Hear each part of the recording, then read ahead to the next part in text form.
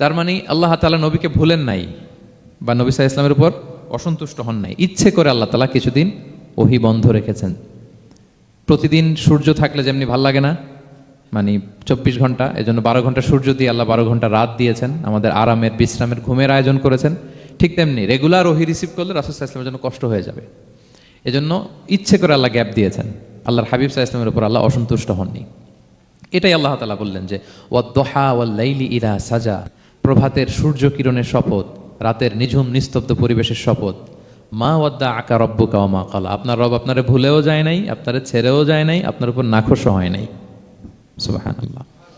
আপনার রব আপনার সাথেই আছে, এটা সবসময় ফিল করবেন যে আমার রব আমার সাথে আছে।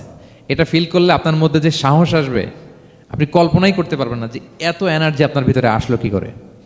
আপনারা খেয়াল করেছেন, বছর খানিক আগে ভারতবর্ষের আমাদের এক বোনের সামনে কিছু সন্ত্রাসী, ওরা জয় শ্রীরাম বলতেছিল, মনে আছে? কিন্তু আমার ওই বোন মুস্কান কি বলছিল বলেন তো?